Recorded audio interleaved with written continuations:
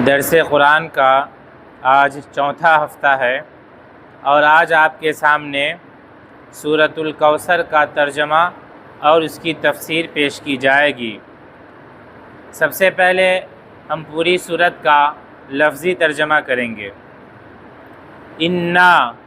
انا کے معنی ہے بے شک ہم، انا کے معنی بے شک اور انا بے شک ہم نے۔ پیج نمبر 6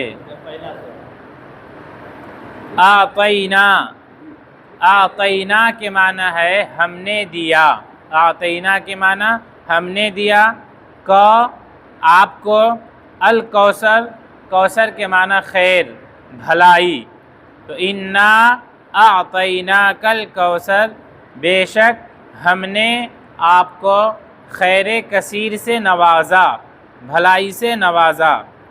فصلی لربک وانحر، فا کے معنی تو پس اور صلی کے معنی نماز پڑھیے، لام کے معنی کے لیے، ربک اپنے رب، تو فصلی لربک تو آپ اپنے رب کے لیے نماز پڑھیے، وانحر واو کے معنی اور وانحر اس کے معنی قربانی کرنا، تو وانحر اور آپ قربانی کیجئے، تو آپ اپنے رب کے لیے نماز پڑھیے اور قربانی کیجئے۔ انا شانیک هو الابتر، انا کے معنی ابھی بتایا بے شک، اور شانی ان کے معنی آتے ہیں دشمنی کرنے والا، کسی کے بارے میں برا چاہنے والا، اور شانیک آپ کے بارے میں برا چاہنے والا، آپ سے دشمنی کرنے والا، اور ہوا کے معنی وہ، اور الابتر جس کی نسل ختم ہو جائے، جس کی نسل ختم ہو جائے، جو برباد ہو جائے، تو انا شانیک هو الابتر، بے شک آپ کے دشمن برباد ہو جائیں گے، بے شک آپ کے دشمن ابتر ہیں، برباد ہو جائیں گے، ختم ہو جائیں گے۔ اب میرے ساتھ پوری سورت پڑھیے اور اس کا ترجمہ بھی پڑھیے۔ انا اعطیناک الکوثر، بے شک ہم نے آپ کو خیر کثیر عطا کیا، فصلی لربک وانحر، تو آپ اپنے رب کے لیے نماز پڑھیے، اور قربانی کیجئے۔ ان شانیک هو الابتر،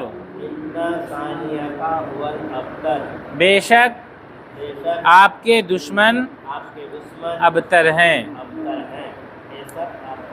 ہاں، اس سورت کا نام سورۃ الکوثر ہے۔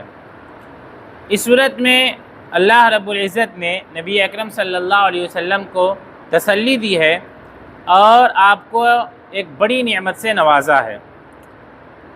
کوثر کسے کہتے ہیں؟ کوثر کہتے ہیں دنیا اور آخرت میں کوئی بھی بھلائی کی چیز ہو تو اس کو کوثر کہا جاتا ہے۔ دنیا آخرت کی بھلائی کی چیز کو کیا کہا جاتا ہے؟ کوثر کہا جاتا ہے، خیر و بھلائی کو کوثر کہا جاتا ہے۔ اور کوثر سے مراد نہر کوثر اور حوض کوثر بھی ہے۔ جنت میں ایک نہر ہے جس کا نام نہر کوثر ہے۔ اس نہر کی خصوصیت یہ ہے کہ جو آدمی اس کا پانی پی لے گا اس کو کبھی بھی پھر پیاس نہیں لگے گی، ہمیشہ کے لیے وہ سیراب ہو جائے گا، اور اس کا پانی شہد سے زیادہ میٹھا، دودھ سے زیادہ سفید اور مشک سے زیادہ خوشبودار ہے۔ ویسے تو جنت کی ہر نعمت کا جواب نہیں ہے، لاجواب ہے، بے مثال ہے، لیکن یہ جو نہر کوثر ہے یہ بھی کمال کی نہر ہے۔ تو اس نہر کے دو پرنالے ہیں، ایک سونے کا پرنالہ ہے، ایک چاندی کا ہے۔ پرنالہ جس کے ذریعے اوپر سے پانی جو ٹپکتا ہے تو اس کو پرنالہ کہتے ہیں۔ ہاں، تو اس نہر سے دو پرنالے کے ذریعے میدان محشر میں ایک حوض میں وہ پانی جمع ہوگا، میدان محشر کے ایک حوض میں وہ پانی جمع ہوگا، اور میدان محشر میں جب ساری مخلوق پیاس سے بےتاب ہوگی، سخت پیاس لگی ہوئی ہوگی، تو ہر نبی کو اللہ رب العزت ایک حوض عطا کریں گے، ہر نبی کو حوض عطا کریں گے، اور ہر نبی اس حوض سے خود بھی سیراب ہوں گے اور اپنی امت کو بھی سیراب کریں گے۔ ان میں سب سے زیادہ امت وہ آپ صلی اللہ علیہ وسلم کی ہوگی، اور آپ صلی اللہ علیہ وسلم کے حوض کے پاس جمع ہوگی۔ آپ صلی اللہ علیہ وسلم کی حدیث بھی ہے کہ اس دن ہر نبی اپنی امت کی تعداد پر فخر کرے گا کہ میری امت کی تعداد زیادہ ہے، میری امت کی تعداد زیادہ ہے۔ اور آپ صلی اللہ علیہ وسلم نے یہ بھی فرمایا کہ مجھے امید ہے کہ میری امتی زیادہ ہوگی، یعنی میری امت کی جو تعداد ہوگی وہ دیگر انبیاء کرام کی امت کی تعداد کے مقابلے میں زیادہ ہوگی۔ تو آپ صلی اللہ علیہ وسلم کو جس حوض سے نوازا جائے گا اس کا نام ہے حوض کوثر، اور جنت کی وہ جو نہر ہے اس کا نام ہے نہر کوثر۔ تو اللہ رب العزت نے آپ صلی اللہ علیہ وسلم کو حوض کوثر سے نوازا۔ آپ صلی اللہ علیہ وسلم کی امت میں سے بعض ایسے لوگ بھی پانی پینے کے لیے جمع ہوں گے جو بعد میں منافق ہو چکے ہوں گے، تو جب فرشتے اس کو دیکھیں گے تو اس حوض سے اس کو سیراب نہیں ہونے دیں گے۔ آپ صلی اللہ علیہ وسلم فرمائیں گے کہ بھائی یہ تو میری امت ہے، اس کو آنے دو، لیکن فرشتے کہیں گے کہ نہیں، آپ نہیں جانتے ہیں کہ آپ کے بعد انہوں نے کیا کیا، یعنی یہ اسلام سے پھر گئے اور دین میں ایسی ایسی باتیں ایجاد کی جس کا تعلق اللہ اور اللہ کے رسول سے نہیں ہے۔ تو ویسے لوگوں کو دھتکار دیا جائے گا، حوض سے بھگا دیا جائے گا۔ تو اس لیے انسان کو بدعت سے پرہیز کرنا چاہیے۔ صلی اللہ علیہ وسلم ایک مرتبہ آرام فرما رہے تھے، اچانک آپ بیدار ہوئے، مسکراتے ہوئے بیدار ہوئے۔ صحابہ کرام نے پوچھا کہ اللہ کے رسول آپ کے مسکراہٹ کی وجہ کیا ہے؟ تو آپ نے فرمایا، آپ نے پہلے یہ سورت پڑھی اور فرمایا کہ اس سورت میں اللہ رب العزت نے مجھ سے حوض کوثر کا وعدہ کیا ہے۔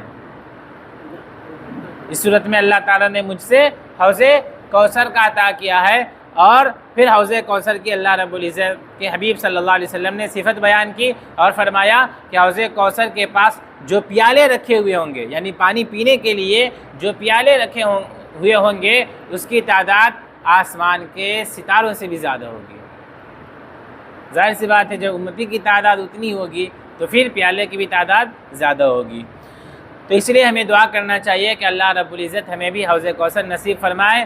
حوض کوثر سے جس نے پانی پی لیا وہ کبھی بھی پیاسا نہیں ہوگا اور کنفرم جنتی ہے۔ ظاہر سی بات ہے کہ حوض کوثر کا پانی اسی کو نصیب ہوگا جس کو اللہ رب العزت جنت میں داخل فرمانے والے ہیں۔ تو اس میں اسی کا تذکرہ ہے کہ اے نبی، ہم نے آپ کو حوض کوثر عطا کیا ہے، اور جب اتنی بڑی نعمت آپ کو ملی ہے تو بڑی نعمت ملنے کا تقاضا یہ ہے کہ آپ عبادتیں بھی بڑی بڑی عبادتیں کیجیے۔ ان بڑی عبادتوں میں سے سب سے بڑی عبادت، سب سے اہم عبادت اور سب سے عظیم الشان عبادت نماز ہے۔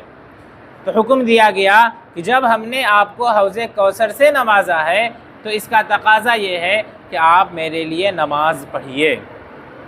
نماز یہ سب سے اہم عبادت ہے۔ جو بھی عبادتیں ہیں ان تمام عبادتوں میں سب سے اہم عبادت نماز ہے، اور نماز انسان کو شوق سے پڑھنا چاہیے، دل لگا کر کے پڑھنا چاہیے۔ یہ نہیں کہ اس کو انسان بوجھ سمجھ کر انجام دے، نہیں، بلکہ شوق سے انسان عبادت کرے، نماز پڑھے، اور شوق سے پڑھنے کی ایک علامت یہ ہے کہ انسان فرض کے علاوہ سنن و نوافل کا بھی اہتمام کرے۔ سنتوں کا اگر آپ اہتمام کریں گے تو اس سے سمجھا جاتا ہے کہ ہاں آپ کے اندر نماز پڑھنے کا شوق ہے۔ اور دوسری عبادت یہ ہے کہ آپ قربانی کیجئے۔ دیکھیے، نماز ایسی عبادت ہے جس میں انسان کا بدن استعمال ہوتا ہے، مال خرچ کرنے کی ضرورت نہیں پڑتی۔ کچھ عبادتیں ایسی ہے جس میں انسان کا بدن استعمال نہیں ہوتا ہے، مال خرچ کرنے کی ضرورت پڑتی ہے، جیسے زکوٰۃ دینا۔ آپ کا بدن اس میں خرچ نہیں ہوتا ہے، بلکہ جو زکوٰۃ لینے والے ہیں وہ خود آپ کے پاس آ جاتے ہیں، آپ کو جسمانی محنت نہیں کرنی پڑتی ہے۔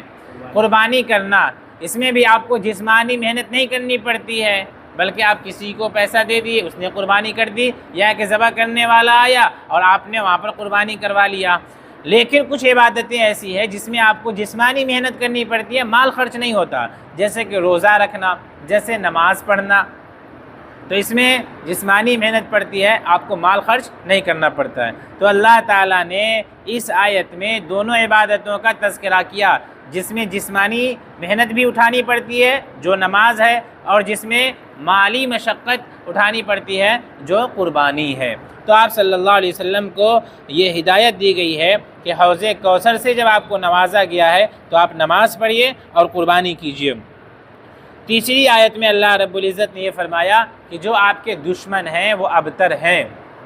ابتر کے معنی اصل میں آتے ہیں مقطوع النسل، جس کی نسل ختم ہو جائے، جس کو اولاد نہ ہو، مذکر اولاد نہ ہو۔ اہل عرب میں جن کے مذکر اولاد یا تو ہوتی ہی نہیں تھی یا ہو کر مر جاتی تھی تو لوگ اس کو ابتر کہتے تھے۔